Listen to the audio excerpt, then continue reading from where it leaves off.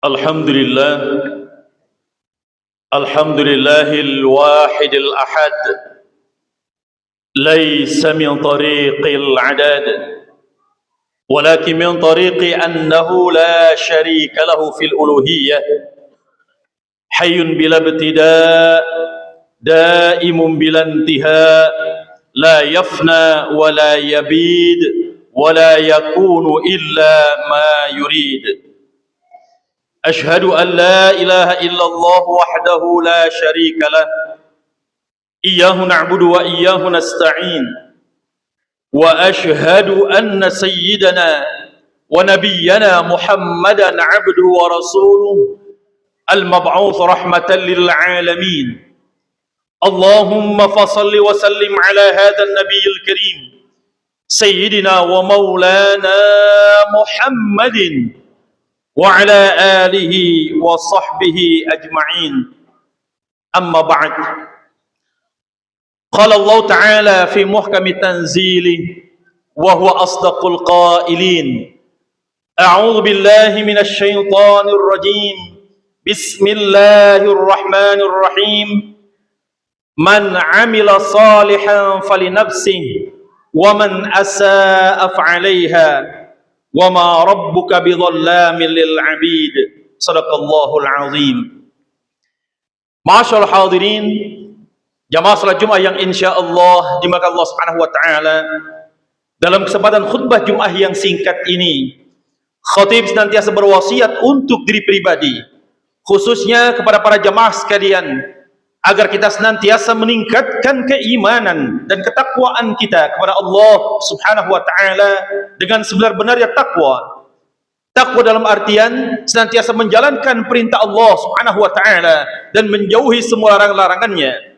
Karena hanya dengan bermodalkan keimanan dan ketakwaan kepada Allah Subhanahu wa taala yang insyaallah nanti akan memudahkan langkah kita untuk mendapatkan surganya Allah Subhanahu wa taala. Amin ya rabbal alamin. Ma'asyiral hadirin, jamaah salat Jumat yang insyaallah dimuliakan Allah Subhanahu wa taala. Waktu berjalan begitu cepat, tanpa terasa kita sudah berada di penghujung bulan suci Ramadan.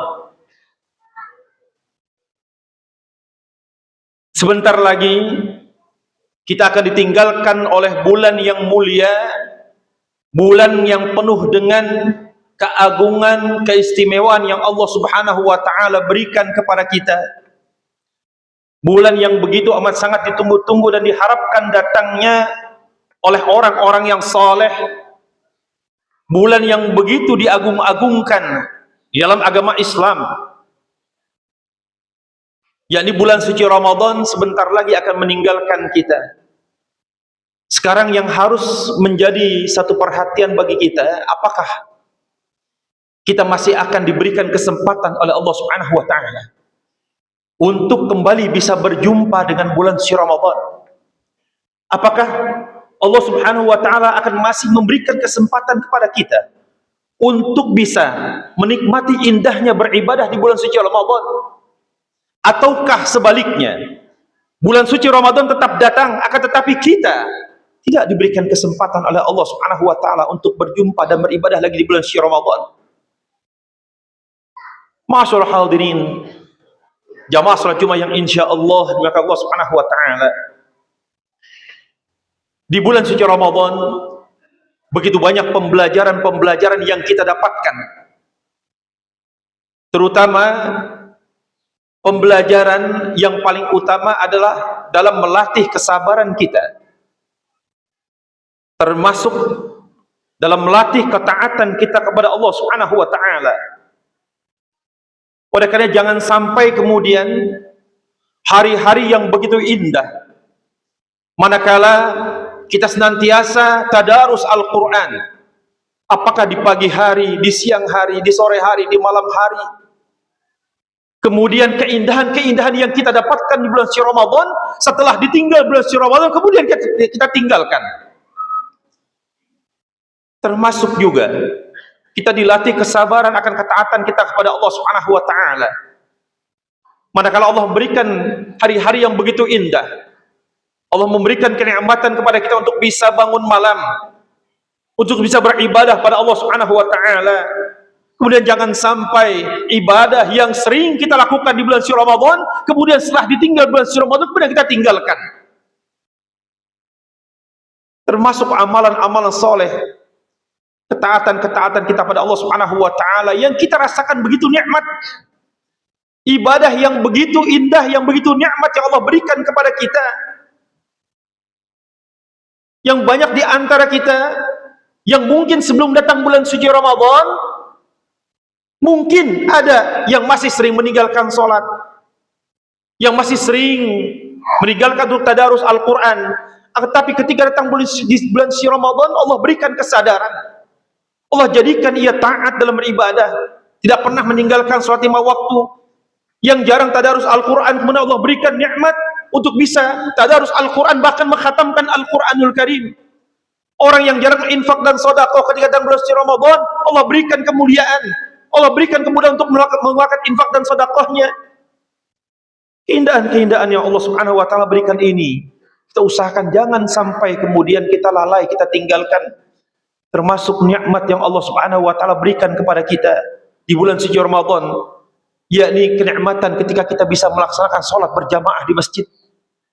Jangan sampai kemudian setelah ditinggal bulan suci Ramadan, nikmat tersebut kemudian tercabut dari diri kita.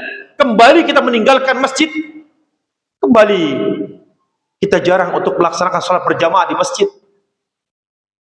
Oleh karena ma'asyarul hadirin rahimakumullah, sekarang bagaimana diri kita sendiri? Apakah ada asar, ada pengaruh dari pembelajaran bulan suci Ramadan yang kemarin atau yang masih saat ini kita lakukan? Apakah ada sesuatu yang betul-betul berkesan dalam hati kita, dalam jiwa kita? Apakah di dalam ibadah kita? Ataukah ada satu perubahan nanti di dalam akhlakul karimah yang kita dapatkan ketika pembelajaran bulan suci Ramadan? Ataukah sebaliknya, ketika ditinggal bulan suci Ramadan, kemudian semuanya kita lupakan? Maksiat masih terus dilakukan, maksiat masih terus dijalankan, baca Al-Quran kembali lagi malas untuk dibaca, sholat 5 waktu kembali lagi sering ditinggalkan. Na'udzubillah, summa na'udzubillah. Para ulama telah menjelaskan bahwasanya salah satu tanda dan ciri seseorang yang ibadahnya ketika di bulan suci Ramadan diterima oleh Allah Subhanahu wa taala adalah mereka orang-orang yang ketika ditinggal bulan suci Ramadan kemudian apa? Ia tetap konsisten, tetap istiqomah dalam ibadahnya. Dan bukan sebaliknya. Termasuk salah satu ciri dan tanda seseorang diterima ibadahnya Allah Subhanahu wa taala, termasuk taubat yang diterima oleh Allah Subhanahu wa taala adalah manakala setelah ditinggal bulan suci Ramadan ia takut lagi untuk melakukan perbuatan maksiat kepada Allah Subhanahu wa taala.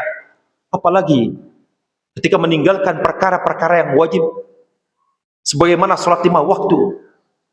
Masyaallah hadirin rahimakumullah. Karena masih banyak orang yang mengaku beragama Islam, mengaku beriman pada Allah Subhanahu wa taala, tapi masih meninggalkan salat 5 waktu. Ini yang dikhawatirkan, ini yang ditakutkan.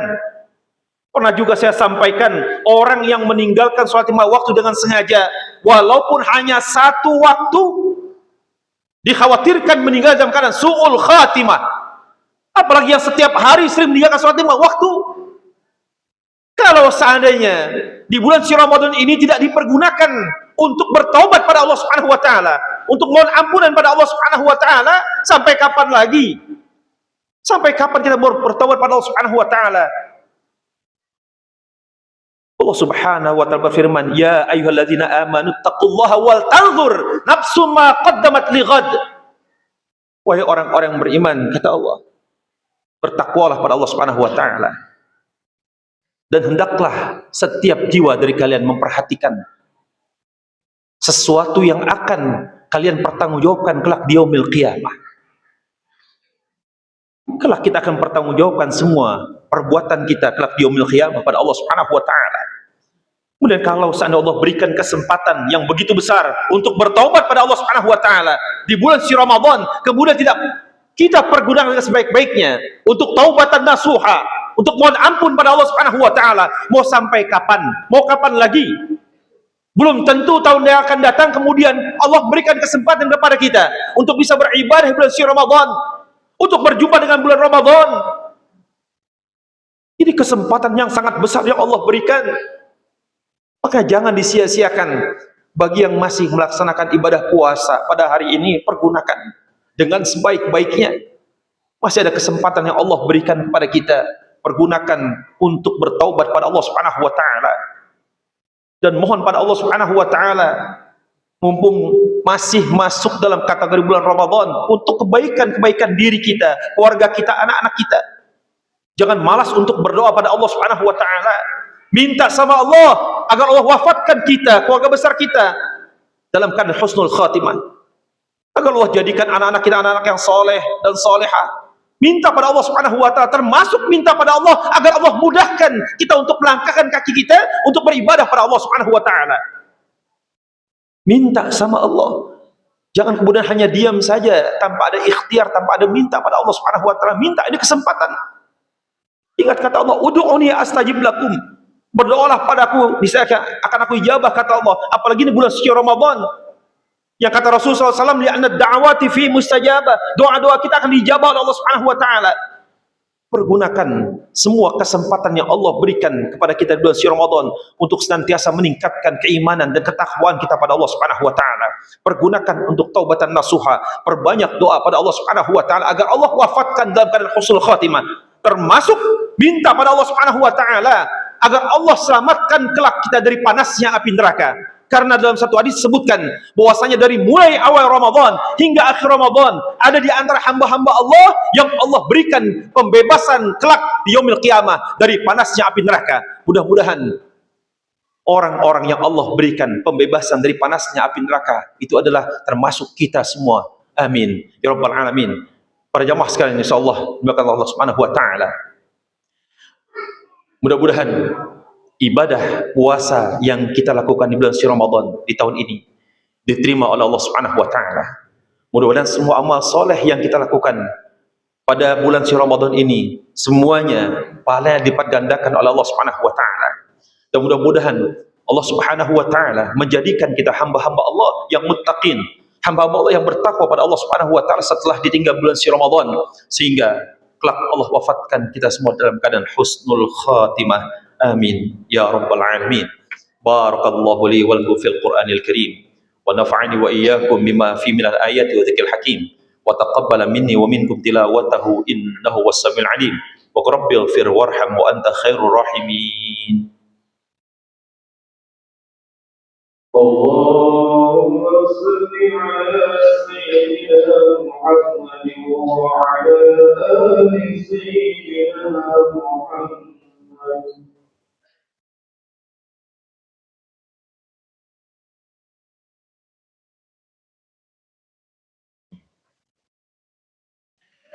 Alhamdulillah hamdan katsiran kama amar.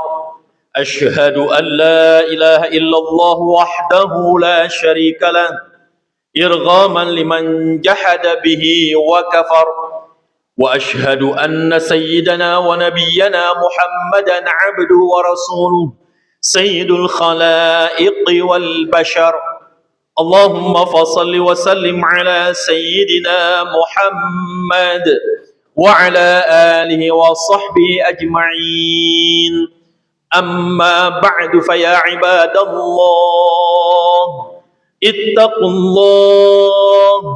ittaqullah haqqa tuqatih wa la tamutunna illa wa antum muslimun. واعلموا أن الله تعالى أمركم بأمر بدأ فيه بنفسه وثنى بملائكته المسبحة بقدسه، فقال تعالى إن الله وملائكته يصلون على النبي يا أيها الذين آمنوا صلوا عليه وسلموا تسليما. اللهم اغفر للمؤمنين والمؤمنات والمسلمين والمسلمات الأحياء منهم والأموات إنك سميع قريب مجيب الدعوات ويا قاضي الحاجات ربنا آتنا في الدنيا حسنة وفي الآخرة حسنة وقنا عذاب النار. عباد الله، إن الله يأمر بالعدل والإحسان وإيتاء ذي القربى وينهى عن الفحشاء والمنكر والبغي يعظكم لعلكم تذكرون فاذكروا الله يذكركم واشكروه على نعم يزدكم واسألوا من فضل يعطكم ولذكر الله أكبر. أقيموا الصلاة.